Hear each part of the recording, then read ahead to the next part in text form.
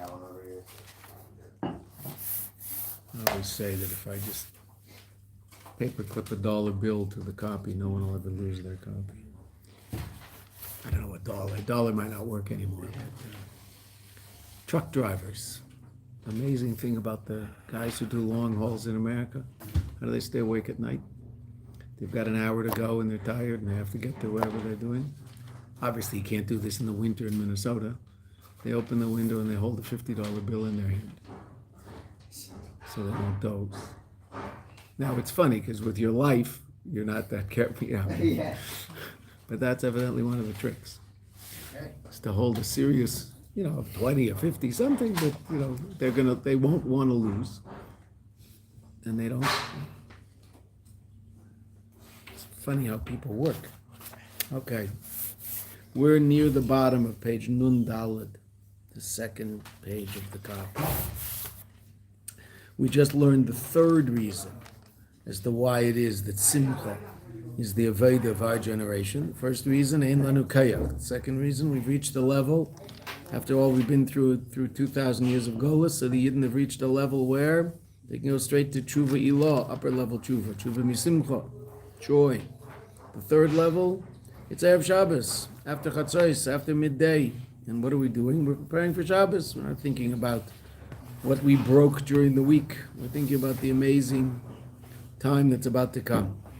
Shabbos, Baal Shem Tov was born, daybreak, Erev Shabbos.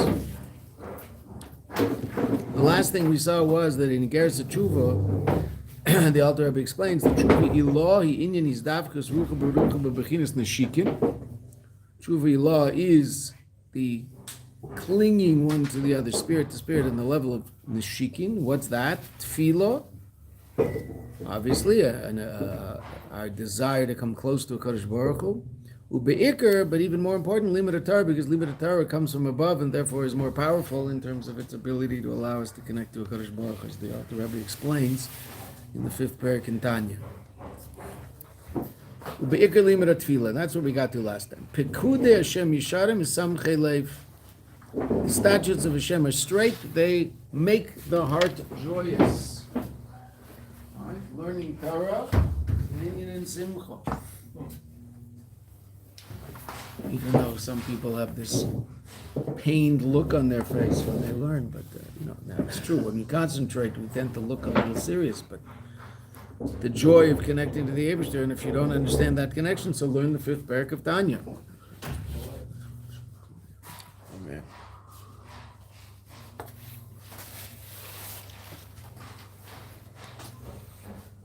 Shatara mavia simcha. As Torah brings simcha, kepsak halacha, as is explained in a halachic decision. What halacha is it? It teaches us that Torah, learning Torah, is a matter of simcha. It's halacha almost everybody knows, in one form or another. Almost everybody.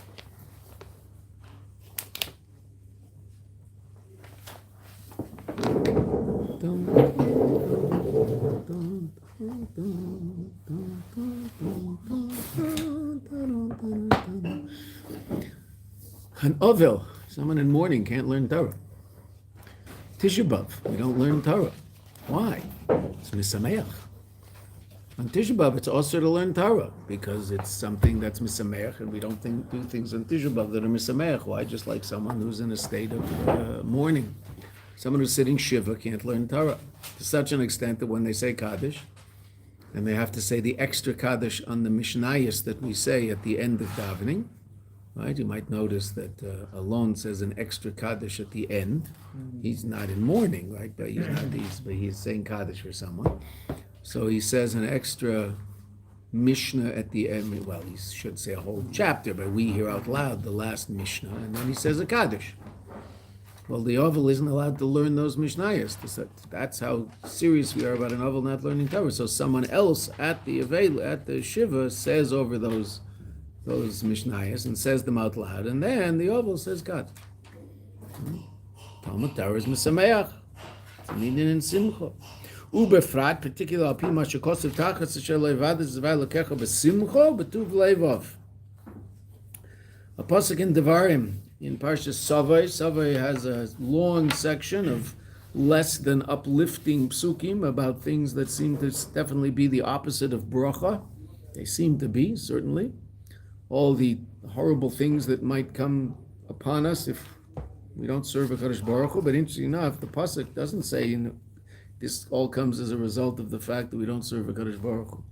The pasuk says, "Tachas ashalei avadet es havaya elokecho b'simcho u'b'tuv lev," with joy. A person might serve HaKadosh Baruch Hu, but if they're miserable, then that doesn't help.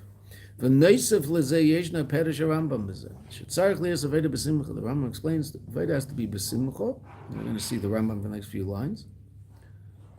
Ba'oifen in such a way, the mefazes. Now the Rambam is considered this deep, philosophical, intellectual, dry, no emotion, right? The Rambam. Anybody who wants to, we're on the middle page, Nun Dalet, middle. There's 3 pages. We're in the middle. The Rambam is anything but dry, and anything. He's definitely an intellectual, so to speak, but he's anything but lacking emotion. Spends a great deal of time talking about the need for love and fear, emotions. Okay, but in this context, the Rambam talks about the fact that simcha should be ba'ofen de mefazez u'mechareker b'chol oiz. A pasuk in Shmuel describing David HaMelech bringing the Aron to Yerushalayim, that he was croaking. His wife was not so happy. His wife thought that he was demeaning the notion of kingship. The Rizal explains that the ikar is not that we didn't serve HaKadosh Baruch Hu, but that we didn't serve HaKadosh Baruch Hu with joy.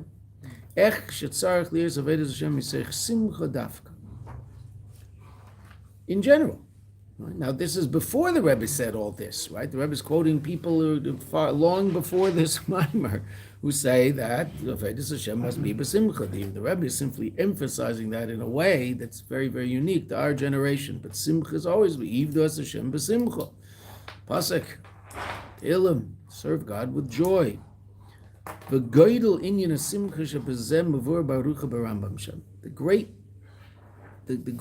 of the notion of simcha is explained at great length in the Rambam. Va'ad shekosov sham, to such an extent that the Rambam writes, Shahasimcha sheyismach ha'adam b'asiyah a mitzvah, the simcha that a Jew should express, should feel in the doing of a mitzvah, uba'avas hakel, and in his love for Kadosh Baruch Hu, shetziva ben that we're commanded to be in such a level.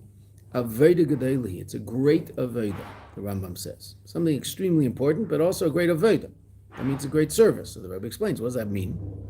Shemizem muva and shetzarich liyas inyan a simcha b'Torah. From this it's understood that the whole notion of simcha in Torah, if it's an aveda, then it can't simply be loy rak, it can't simply be lefi erech hasagasa, in line with my intellectual understanding and my comprehension.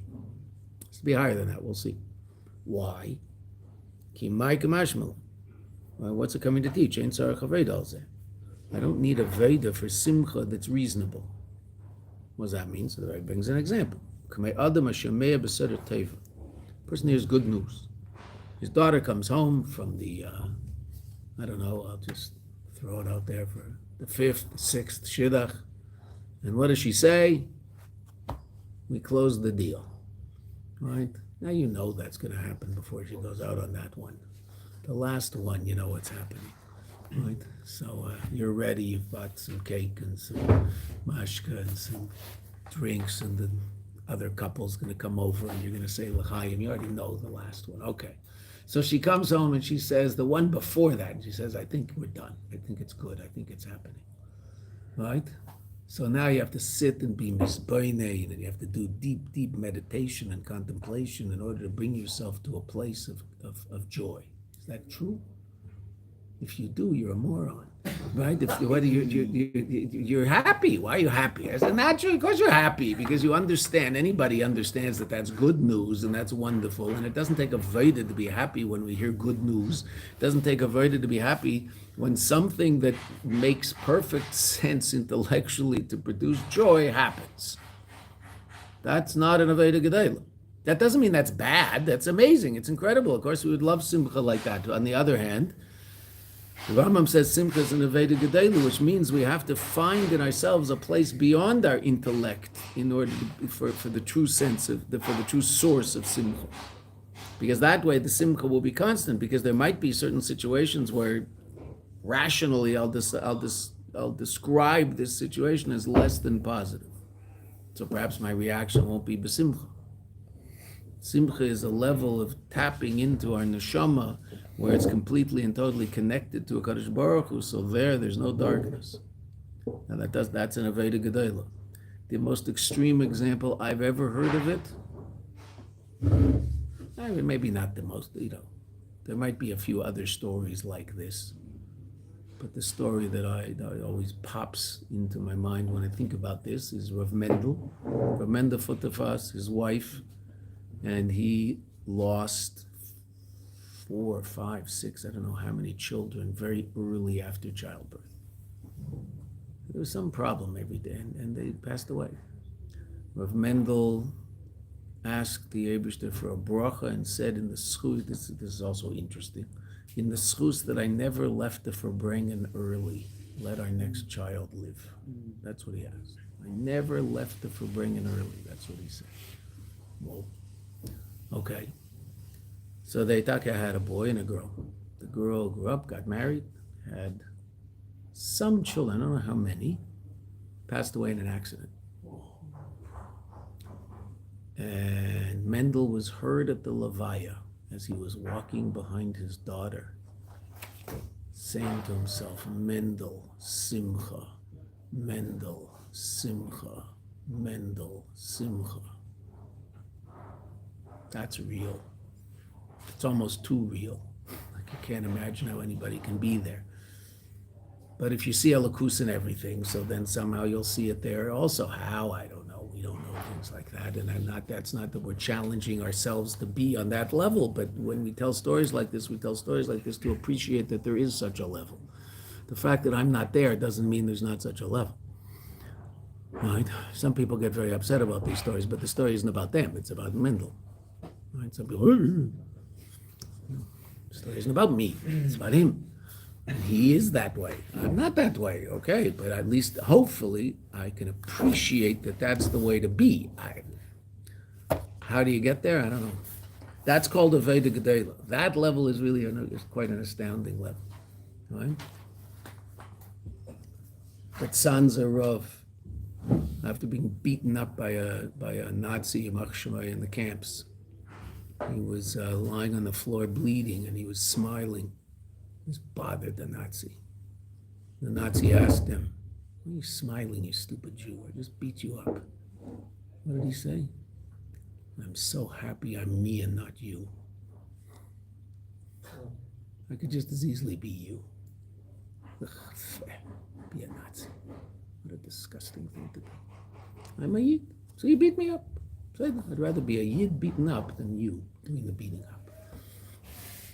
That's touching a place a little beyond intellect. Mm-hmm. To a certain degree, that's how we could dance on Simchas Torah a year and a half ago, a year and a month ago. Right? That story was actually told at the Verbringen. We didn't know exactly what was going on here in Eretz Yisrael. We were getting news of things, but no one knew anybody with a phone that was on. So, but somehow rumors were leaking in that there had been a terrorist attack. We had heard 10 people dead, which was pretty bad at that point. Pales in comparison to what happened, but that was pretty bad. And so we were trying to dance. Someone told that story.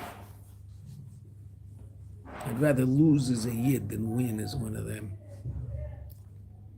That doesn't mean we should lose, we should win. But that day we lost. Still rather be us. Pashat, Hari Pashat, Shein Sarach Aveda Shia B'Simcha. Ela Simcha Tzarech Leis Gam L'Mayli Me'asagosa. That's to come from a place beyond intellectual understanding. And we're going to see this in terms of love. That is the next part of the Maimer, in terms of how the love of a Kadosh Baruch that comes from a deeper place than intellect. which is easier to understand. In order to reveal this level of simcha, this level of our neshama, which is sensitive to elokus in such a powerful way, and we mentioned last week that the true source of simcha is an appreciation, is the revelation of the reality, to see truly what's going on. Right? That if I understand that what's going on is good, meaning I can connect to that state of reality, then I'll be besimcha. And a person who's intensely aware of the Kadosh Baruch Hu's presence in their midst is going to be besimcha. But that, tzarich is aveda dafka. That requires aveda. That's not something that just happens because I woke up in the morning and had a cup of coffee. V'loya, as the Rambam say, aveda gedei l'daikas. Serious aveda. Hashem yikol zeh muvan. From all of this, it's understood, and now we're finishing the parenthetical mimer in the mimer. The inyan of aveda tshuva b'zman hazeh ein hakavana b'zeh. The aveda of tshuva b'zman hazeh in our time. Ein hakavana. The intention is not b'zeh le'inyan maridus, bitterness, ela dafka l'tshuva b'simcha, but specifically tshuva misimcha. Okay, so that's the parenthetical statement. So now we have to review. We have to remember where we were. So the Rebbe is going to talk about that a little bit, but we'll do it outside and then we'll go back to it inside. The question that the Rebbe asks in the beginning of the mimer, which we didn't review the second day because we knew we were going to go into this parenthetical mimer, it's a whole different mimer. In the middle of our mimer is this mimer on Simcha. The most famous part of the mimer we're learning is the part on Simcha. That's why people talk about this mimer. But the end is also quite a standard. So the question was, if you recall, Rava said, Tachlis Chochma Tshuva Maisim Tov. And what does that mean? I'm not going to say the wrong pshat, because we might remember the wrong pshat. I'm going to say the right pshat. The right pshat is, according to Rashi, the ultimate expression of learning Torah is when it's done with tshuva and maisim tevin, which seems to indicate that the tshuva comes before the learning.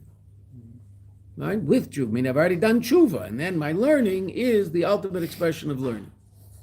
So the Rebbe asked, what has learning got to do with tshuva? Learning is an intellectual thing. So, I mean, a person could understand something in a very sophisticated way without doing tshuva. Why can't he understand it? And we then brought the opposite side of the coin, that a person can do very serious tshuva without understanding. Right? And we see that because that just to show there doesn't seem to be a connection between the two, the very simple Jews who say Tehillim with a broken heart, and because of that broken heart and their tears, we got into the whole discussion about that's not shaykh for us today, that broken heart and the tears, right? But that was that was one of the points made in order to show that there doesn't seem to be such a connection between intellectual comprehension and tshuva, either way. The fact that intellectual comprehension might bring me to tshuva, that I understand. That makes sense. Not the level of simcha that the Rebbe just talked about. That's not coming from intellect. Intellect can open us up to that, so we get beyond intellect. The ultimate purpose of intellect is to open ourselves up to get to a point beyond intellect. Right? To open up to that. Okay, but I mean, I also have to think about that.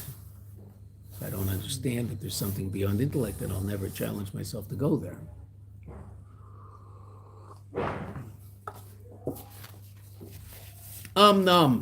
The Rebbe says, however,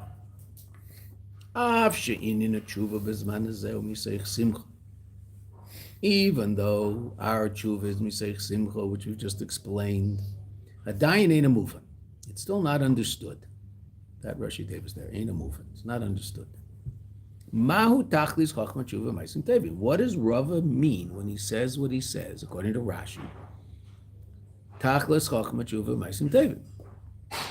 That the ultimate expression of learning Torah is when it's done im hatshuva u'maisim tevin, with tshuva. Meaning tshuva, so to speak, is already there.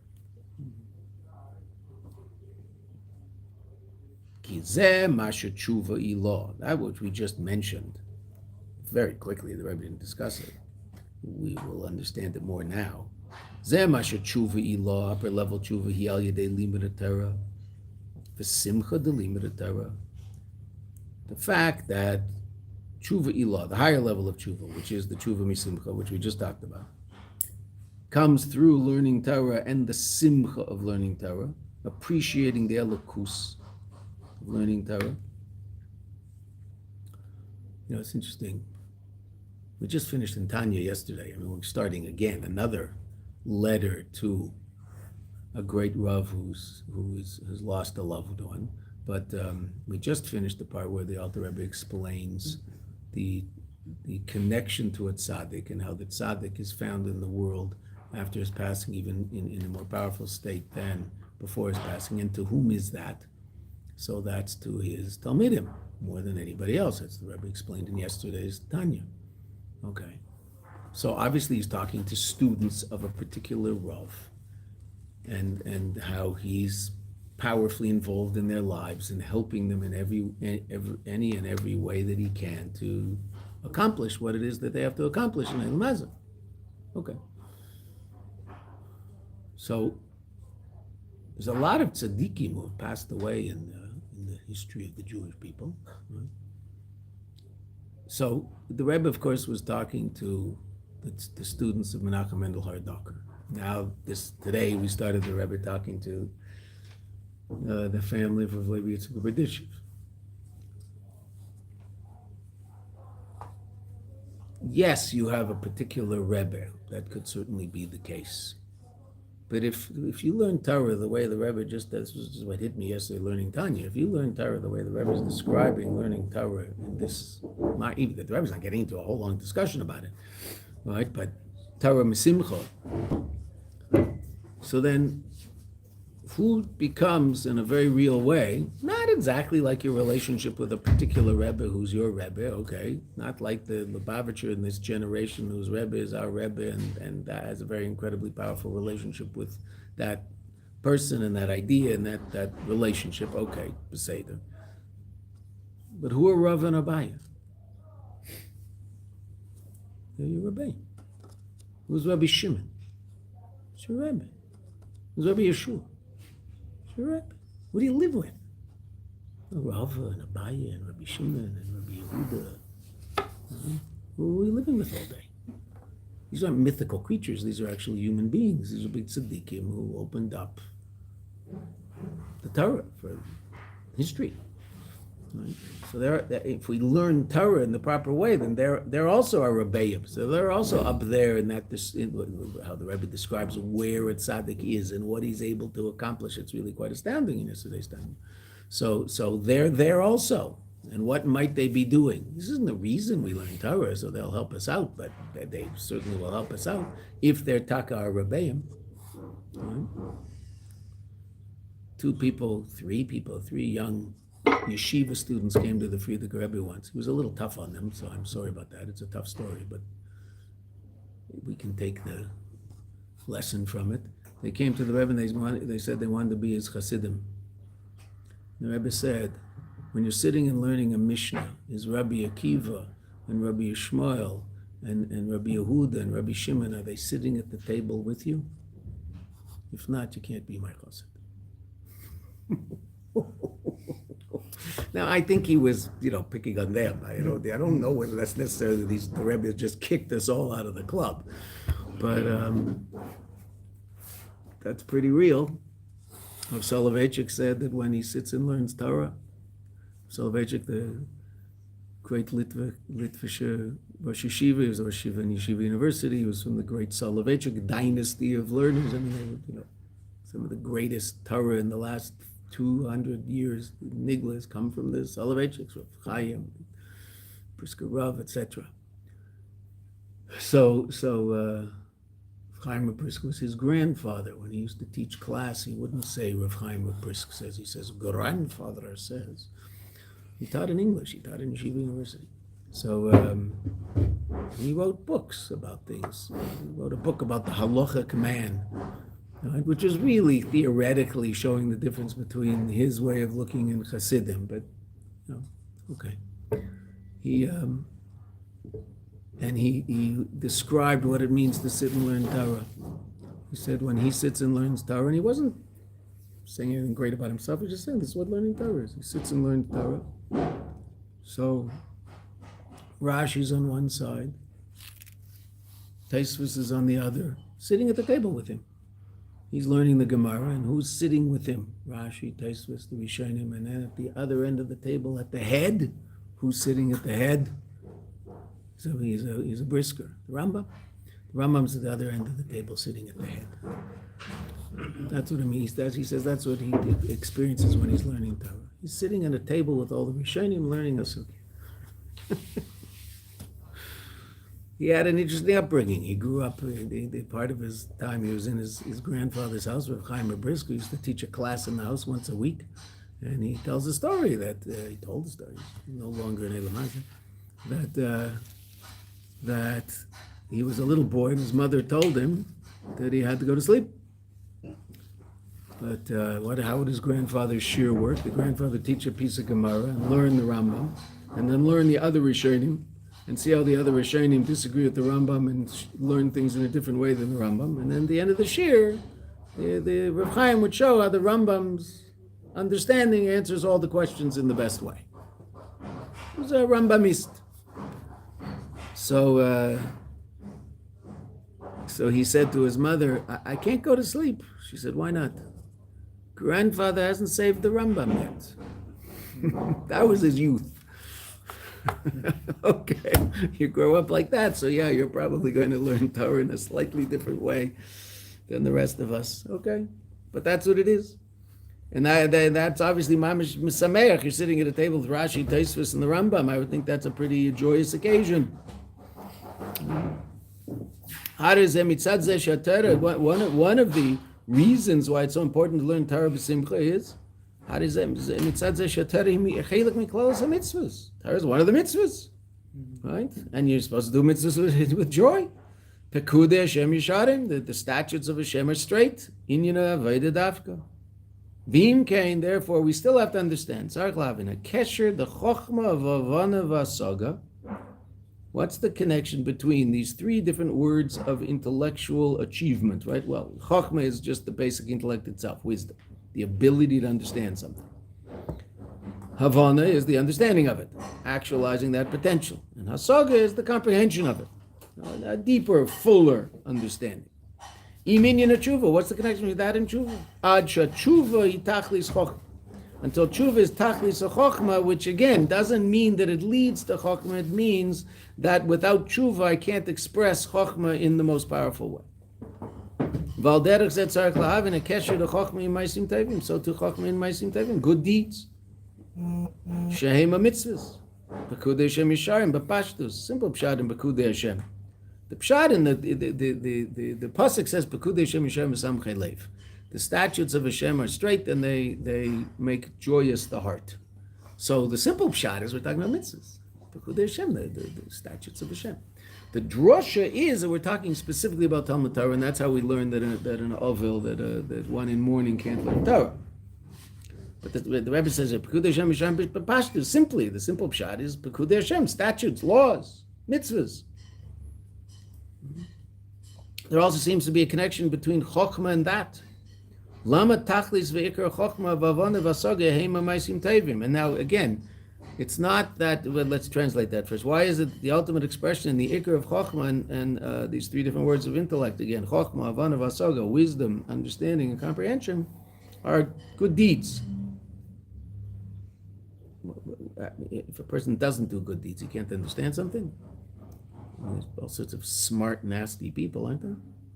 I don't know. I think it became pretty clear the last year. There's a lot of smart, nasty people. They might not be so smart, but they evidently are smart. They have whatever. They're somehow intellectually gifted. They seem pretty stupid, but they seem to be intellectually gifted. Okay. Now the Rebbe is going to explain this to us, and this is the rest of the Maimer. K'mavur by Maimer Shamas is explained in the Maimer there, and this is all based on the Frierdiker Rebbe's Maimer that in Contrasim, the Rebbe quoted at the beginning. Dihina Isa b'Zayar, very famous Zayar. Leis machshava tfisa bach klal. It's quoted in Tanya many, many times. No thought can comprehend you at all, can grasp you. Tfisa means to grasp. Grasp is an interesting word in English. Tfisa, litfos, is an interesting word in Hebrew. And chap is an interesting word in Yiddish because they all mean the same thing. To grasp something, so you could grasp a pole or you could grasp an idea. so too you can litfos something, tafas, tafasti it there, I grabbed it, or I can litfos an idea. Also chap in Yiddish, he chapped it, he took it, or he chapped the idea, he got it. Same word. Seems you'd say it's such a versatile word because it's talking about physicality and a concept. So tfisa in this context means to grasp intellectually. There is no thought that can grasp you at all. I mean, the Kadosh Baruch Hu is beyond intellectual understanding. I can't figure him out. It's not because I'm not smart enough. He's beyond intellect. Intellect can't go there. All right, we've talked about this, but just a simple example of it in order to make sure that we understand such an idea, because very often people think that if I were just a little smarter, so then I could understand God. No.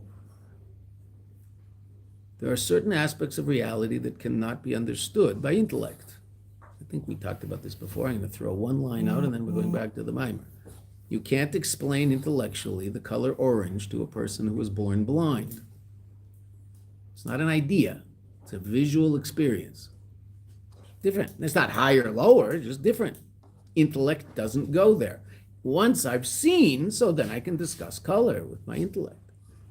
Okay. But intellect isn't able to understand color if it's never seen anything. Try to explain to, well, it's hot. It sort of like makes you feel, connotes notions of heat. And not to him. He's never seen a fire. Okay, so Leis Machshava Tfisa Bachlal Elokus, the Eibishter Kadosh Baruch Hu, cannot be comprehended by intellect. It can't go there. Aval, now that's the part of the Zohar that's quoted most often. But the second half of the same statement is a really fascinating statement. Aval nitfas ihu, but he is grasped, berusa deliba, love of the heart. Okay, so therefore, whatever level of elokus that we can't grasp intellectually, that level we can still connect to. Not intellectually, but we can connect to it with something called Ru'usa de Liba, love of the heart, whatever that is, and the Rebbe obviously will explain to us what that is. Upedish, what does it mean? Leis Machshava Tfisa Bechlal. That's the whole line is in those few letters there. Mem Ches is Machshava, thought, Tfisa Bechlal. Acronym for grasp it all. Kai, that's relevant. The word kai in Aramaic literally means to stand on, but it means it's relevant too. Al bechinas atzmus arein seif, the essence of a Kadosh Baruch Hu, the eina shayach sham, that it's not relevant there, tfisa vasoga klal, at all. It's absolutely impossible to understand. Okay, so let's read a couple more lines and we'll talk about three different levels of reality in general that are also three different levels of godly reality, but reality is godly by definition, right? And we'll see what the Rebbe means when he says this word atzmus, the essence of a Kadosh Baruch Hu. Loimi boy. Loimi boy is a Gemara term. It's not necessary. In other words, this is obvious. Loimi boy. I don't even have to say this. Why? Well, because it's obvious. Loimi boy. It's not necessary to explain the Eina Shayach Sham, that is not relevant there, level of Atzmus, the essence of God, again, which we'll talk about in a minute. Hasogas Achiyuv, positive comprehension, to understand what it is. Elo, She'ein Shamgam, and now the Rebbe says an amazing thing. She'ein Shamgam, relative to that level of reality, there is also not Gam Hasogas Hashlila. Negative comprehension. What does negative comprehension mean? I don't know what it is, but I know what it isn't. What's a level of reality about which we all have that level of comprehension? And we even call it that. We don't call it what it is, we call it what it isn't. It's called infinite. What does the word infinite mean? It's not finite. It's not finite. Well, what is it? Don't tell me what it isn't. Tell me what it is. I can't. I don't know what it is. I just know what it isn't. That's a level of comprehension. That means something. If you say infinite, well, okay, that conjures up an image in the person's mind. There's a place for that in our intellectual puzzle of things, right? There's no problem. I don't know what it looks like. But I know there is such a reality, and that reality it's described relative to the reality that I do experience and see and can comprehend on some level. I'm saying that. But it's not that. Oh, wow. That must be something else. Infinite light. Well, okay, I guess that's different than finite light, whatever finite light looks like. Okay. No. So, 3 different levels of reality in general. Finite reality, infinite reality, and beyond infinite reality. God is not infinite. God is beyond infinite. Infinite is limited. God is not. How is infinite limited? Can't be finite. God can be whatever he wants. That question that philosophers always ask, how can an infinite God create a finite world? Stupid question. An infinite God did not create a finite world. A beyond infinite God created a finite world. The question that Chassidus talks about all the time, how can infinite light be the source for a finite world? That question is asked all the time in Chassidus and explained with great sophistication. But never does Chassidus ask, how can an infinite God create a finite world? Because what's an infinite God? Who is that? There's an infinite expression of a Kadosh Baruch Hu, and that's called Or. You and I call that Or light. That's our mushal for the infinite expression of God. That's not light. He's just God. So godly energy, you and I call it light. Why? It's good, amazing mushal, incredible mushal. It's connected to its source. It just goes forever. Amazing mushal. Okay. But God's not light. But what you and I call light, so that's infinite godly energy, infinite godly revelation. But it's not him, so to speak. It emanates from him. I mean, it is him, but it's not him. Okay? I mean, him, mamish, that's the essence of God. What's responsible for finite reality? A thing called kelim, vessels. It's also a source. The source of those vessels is in Atzmus, the essence of God, just like the source of the light is in the essence of God. The source of the vessels is in what we call koyach hagvul sheba Ein Sof, the power of limitation that exists in Ein Sof, and the power of bilti gvul, the power beyond limitation that exists in Ein Sof. That's the source of infinite light, infinite and finite. 2 states of reality that they're not created. The infinite light isn't created. Created is already a whole different thing. Okay, but they come from a source. They have a source in something higher than them. Atzmus, that level of a Kadosh Baruch Hu, has no source. He just is. Didn't come from anywhere, has no purpose, serves no function, just is. Absolute isness. That's the level of God that you have a emunah in. Because you can't understand that intellectually. I can understand that there is such a level. I mean, we're talking about it now with our intellect. But I have no clue what that looks like. What does it mean there's a being that didn't come from anywhere? He just is. Well, when did he start? He didn't. Well, how did he get there? There. Well, where'd he come from? Didn't. Doesn't make any sense. It doesn't fit into any box. Right? But that's the Eibishter. The Eibishter didn't come from anywhere. No one created the Eibishter doesn't have a mother who, sent him off to school to learn to be Eibishter, and he came back and he passed all the tests and he's a good Eibishter, and then she said, okay, you're ready to do the job. Go create a world. Good job. Doesn't the Rambam say that, or in halacha, it says that we're not supposed to ask certain questions, and I think that's one of the questions that we're not supposed to think about and ponder where God came from. I didn't say you should ponder about it. You have to appreciate the fact that you can't possibly understand it. I think that's important. Right.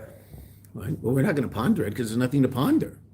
He didn't come from anywhere. 100%. He's just there. What does that mean? I don't know. Does Moshe understand him in that sense, or still no? No. How can I possibly understand something like that? I haven't got a clue what that means. Everything comes from somewhere. Everything has a beginning. Even godly light is only called Ein Sof. Not Ein Tchila. What does Tchila mean? Beginning. Has a beginning. Godly light comes from a source. There was some decision, whatever that means, up there in godly reality. light would be a kick. Actually, he decided that Dir B'Tachtonim would be a kick, meaning a dwelling place in the lower realms, that this world would be a kick. Okay, so in order to get to this world, he also decided, none of it has to be, it's all based on his desire that this is the way it should be. So there's going to be this explosion of infinite light, and then this processing of that light so it can somehow clothe itself in vessels and allow for finite reality that ultimately even becomes finite physical reality. Okay, that's quite a process. It doesn't have to be a process. God could do that without the process. He can do anything. But he did it with a very long, sophisticated process of different levels of the light and ultimately different levels of the light clothing itself in vessels, which means there's different levels of worlds, there's metaphysical worlds, and then ultimately this physical world. Okay, and all of that happened. And it all comes from somewhere. It all has a source and something beyond it. There's only one thing that has no source whatsoever, the Eibishter himself. What does that mean? Well, I can't possibly, we can't, what does that mean? The idea of just beyond time doesn't make any sense to us, right? Okay, so that's already, what they call Kleinegeld, that small change relative to this essential existence of the Eibishter. He just is. What do we call him? Yesh Amiti, true being. True being doesn't require anything else for its being. That's why you and I don't have that. Because we do require something else for our being. We're plugged in, and if they unplug us, we're finished. We're plugged into something else that gives us our kaya. And without that, then we don't exist. Okay, Baruch Hashem, we're here. So the Eibishter gives us that existence. Who gives the Eibishter existence? No one gives the Eibishter existence. He just is. Okay, that level of reality is called Atzmos, the essence of HaKadosh Baruch. Then there's Or, infinite expressions of godly light. And then there's Kalim. Kalim allow for specific expression of things. Just, we've done this 1,000 times, and I apologize to the people who've seen it 1,000 times already. But okay, we'll do it once more. Ooh, this is good. Whoa. Yeah, I didn't see that. It's just like, wow. Okay. What's the dynamic of what you're experiencing there? The light out here, which for all intents and purposes can express itself in an infinite amount of color. Because light is both an infinite expression of color and therefore ultimately colorless. Okay. So when the light hits that, what happens? The blue photons in the light reflect off this and smash into your eyeball and then find their way back to the visual center in your brain, and on the screen in your brain you see blue. Okay, what happened to everything else? This thing absorbed all the other colors. So this Kli reveals a finite, specific aspect of light. Now, theoretically, this Kli could reveal any one of, for all intents and purposes, an infinite shade of light. There's no end. Just add another drop of white or add another drop of black, and you'll get a slightly different shade. Okay. So for all intents and purposes, the light out here, which is colorless, could express itself in an infinite amount of ways. So we'll call that, so to speak, infinite light. When it hits this vessel, what happens? The vessel allows the light to express itself in one specific way. What happens to the infinite nature of light? Concealed by the vessel. The vessel doesn't reveal the infinite nature of it, it reveals the finite expression of it. That's what Kalim do to godly light. They allow godly light to express itself in finite. So you only see a finite form of reality. What's hidden from you? Infinite reality. That's what a Kli does. Okay? This is like, okay, wow, this is good. When the stream is dark, let's say. What does this do? What's this doing? Right now, as we're sitting here, what is this doing? It is absorbing all the light. Therefore, what do you not see? Color. What's this doing? Reflecting all the light. Therefore, what don't you see? Color. Now, I am completely colorless, and so I can't pick anything on me that will be an example of reflecting a little bit and absorbing a lot, because I'm just colorless. It's the way it goes. Us religious guys with no color. Okay, but here, this page, here, now what am I doing? Now I'm reflecting blue and absorbing everything else. That's the difference between these three things. In physics, and that helps us understand godliness very, very clearly. Because what's this doing? Revealing a certain finite aspect of reality. What's reality? Godly. The source of it is infinite, but beside it, it's being expressed in finite. So there's some plastic in there, and there's some dead cow in there, and whatever is mixed up in here. Some metal.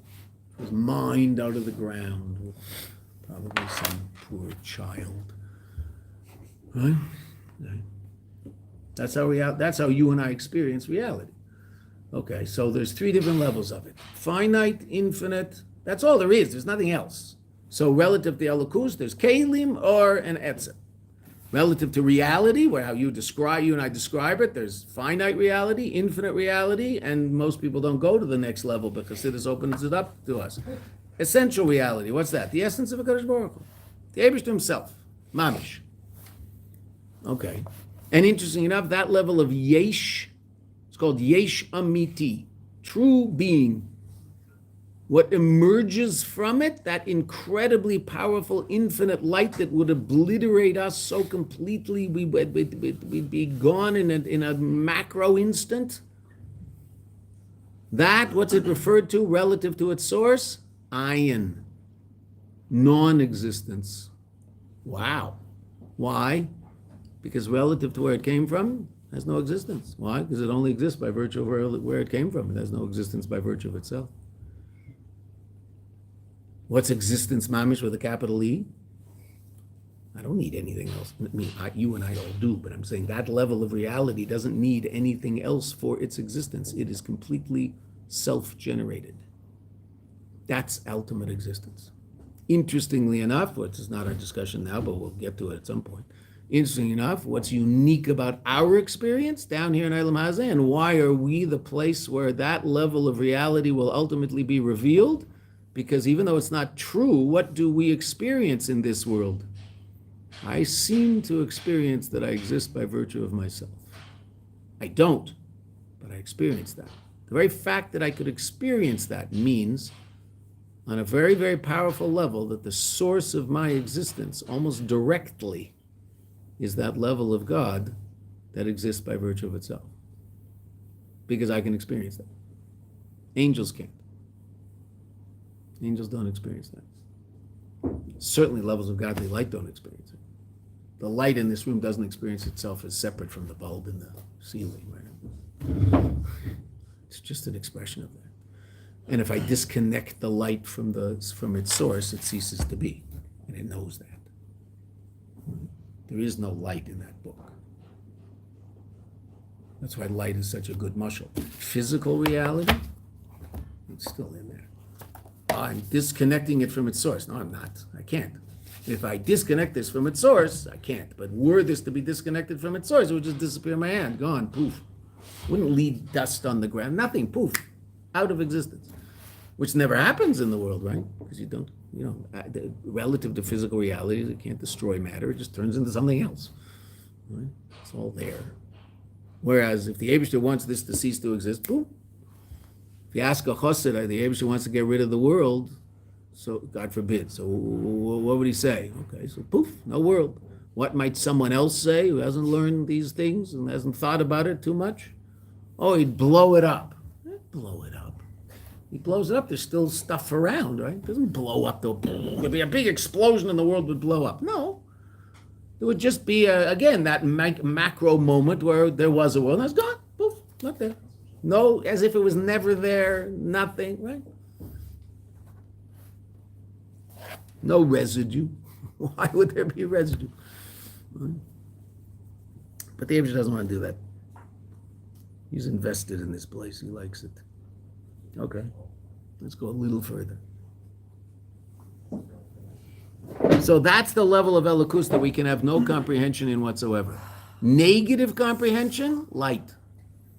Godly light. We spend a great deal of time in Chassidus describing the reality of godly light, different levels of it, etc. I don't know what it is exactly, but I know what it isn't. It's an infinite expression of reality, and there's a tremendous amount of Chassidus on different levels of light. It's called Haskalah. The Chassidus that doesn't talk so much about what we have to do and how to do it. The Chassidus that just talks about different levels of godly reality. Some people don't like learning that kind of Chassidus. Say, why is it relevant to me? Okay, that's something akin to not reading an article about your wife if you're not mentioned in the article. Right? They wrote a big article about your wife in a very famous publication. And of course, the first thing you're going to do when you look at the article, all the names are in bold. You're going to look for your name first. Am I mentioned? Am I mentioned? Am I mentioned? Okay, you're not mentioned. You're not there. You're not in the article. This is the part of your wife's life that has nothing to do with you. Meaning what? Your wife has an interesting job in a place, and they're writing about that, and you're not there. You're not there. You don't work in there. You have nothing to do with what she does over there. She likes you. She thinks of you over there. She wonders if your socks got wet in the rain. Don't worry. But she's busy doing what she does over there. Okay. So they write an article about her. And you're not there. Why? Because you have nothing to do with that part of her life, so to speak. You read the article? I certainly hope so. Why? It's your wife. Has to be about you or you won't read the article. That's the Chassidus that only talks about God and not about us. It's called Haskalah. It's about him.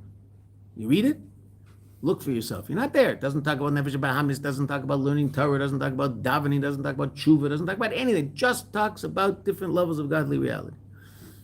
Nothing else. Whoa. Well, that's not relevant. I don't know.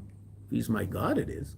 If he's not my God, then you're right. Why should I read? I'm not going to read about your wife. I'm not interested in an article. If you're in the article, I might read about it because I know you. I'm not going to read an article about your wife. Well, I don't know your wife. Well, okay. But if it's our God, then I might read the article. So that's the part of Chassidus called Haskalah. Intellect, as opposed to what we're learning right now is avodah. It's all about avodah, how to serve God better. So the tshuva misimcha. Now the Rebbe is going to talk to us about how to learn Torah right. What does it mean to learn Torah? Okay. Now I'm going to read this quickly because the Rebbe says two things that are difficult to understand, and it's about two different levels of chokhmah that we're not going to spend a great deal of time going into because it's just. The Rebbe is talking about two different levels of human intellect that we're not conscious of. And, everybody knows there's levels of intellect that we somehow could theoretically tap into, but we don't necessarily tap into, right? There's a tremendous amount of intellectual potential that we don't actualize, right? So in Chassidus, those levels are not it's not just that there's this huge place and we don't get to everywhere. There's different levels of intellect, and so there's levels of intellect that are, for all intents and purposes, super conscious. Right? Now, if you think about it, the power of intellect itself, even though it's the source of conscious me, it itself is beyond conscious me, because I don't know how it works. I just know that it works. It's very hard to tap, how does it all work? Why is it that when I look at a page, I understand what's written on the page? I don't know, but I do. Let's say I have a harder time doing that. Okay, so I can learn certain things to do within the context of understanding what's written on the page and learning how to ask certain questions, etc. But native intelligence, to be faster at that or slower than that at that, that's going to be harder to affect. Can affect it to a certain degree, but not very much, right? Because it's coming from a place that's really sort of beyond my conscious control. Right? So there are people who just look at something, they get it. There are other people who have to work at it very hard. Okay. They can all get it, but it will take some people less time, some people more time. How does that work? I don't know. It just works that way. So there's level intellect. This is all chokhmah. Chokhmah itself is a level that's actually beyond conscious you and me, and that's why there's no conjugation of the verb chokhmah in kal form. Ani chokhmah. No, there's no verb. You can in Lashon HaKodesh and in modern Hebrew even more. You can turn anything into a verb, right? So sometimes there is a mitchakem is to be clever. So Paro says that. Let's be clever with them. Okay, but Chokhmah itself, there's no kal form. I Chokhmah, I Chocham, I Chochem, I something. There's no because Chokhmah is the source of ani, but it's beyond ani. Bina is where ani begins. Bina is understanding. That's the source of human consciousness. Not the source. That is the beginning of human consciousness. That's why you can conjugate the verb. Ani mevin. I understand. I might not understand. I might apply that thing called Chokhmah to a particular problem and not come to a point where ani mevin. Okay, so it doesn't come part of me. I'm trying, but there's no conscious awareness of what this idea is. So it's not part of me. Okay, that doesn't mean I didn't try to use my Chokhmah to understand it. I did, but I didn't figure it out yet. So I can't say ani mevin, ani lo mevin. I don't understand. Okay, so therefore there's no conscious connection to this idea yet. I know it's there. I know there is an idea, but I don't know what the idea is. Okay, so ani mevin, bina is where consciousness begins. Chokhmah is the source of it. So in Chokhmah itself, there's levels that are even more transcendent of conscious me.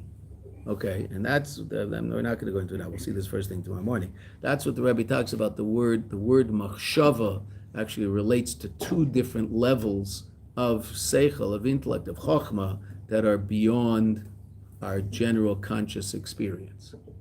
Right? And they're called re'iyah de chokhmah, seeing of chokhmah, meaning that level in which chokhmah doesn't understand something, it actually sees it.